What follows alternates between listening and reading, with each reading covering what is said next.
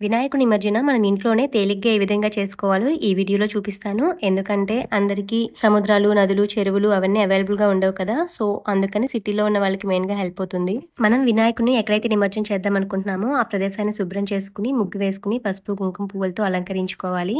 అక్కడే ఒక టబ్ పెట్టుకోవాలి. కంటైనర్ మీ ఇష్టం ఏదైనా పెట్టుకోవచ్చు. కానీ బాత్రూమ్‌లో ఉపయోగించేవి పెట్టుకోవద్దు. గిన్నెలు కానీ, లేదంటే ఏదైనా శుభ్రంగా ఉన్న వస్తువు పెట్టుకొని, దాంట్లో వాటర్ పోసుకొని, పసుపు, కుంకాలతో అలంకరించుకోవాలి. ఇప్పుడు అదే బకెట్‌లో ఉన్న వాటర్‌లో పసుపు, కుంకుమ, గంధం, అక్షింతలు వేసుకోవాలి. కొంచెం పూలు కూడా యాడ్ చేసుకోవాలి. ఇంకా పుణ్యనదిలోని వాటర్ ఏదైనా ఉంటే అది కూడా యాడ్ చేసుకోవచ్చు. తర్వాత వాటర్‌ని కలుపుతూ పుణ్యనదుల పేర్లు చెప్పుకోవాలి. నెక్స్ట్ వినాయకుడికి దీపారాధన చేసి నైవేద్యం పెట్టిన తర్వాత వినాయకుడిని కదిలిచ్చి నిమజ్జనకు తీసుకెళ్ళాలి. నిమజ్జనకు తీసుకొచ్చినప్పుడు జై బోలో గణేష్ మహారాజ్‌కి జై అంటూ నేను పైన చెప్తున్న శ్లోకాన్ని చదువుతూ వినాయకుడిని నిమజ్జన చేయాలి. విగ్రహం కరిగిపోయిన తర్వాత ఆ వాటర్‌ని మొక్కలకి పోసుకోవాలి. ఈ వీడియో నచ్చినట్లయితే ప్లీజ్ లైక్ అండ్ సబ్స్క్రైబ్.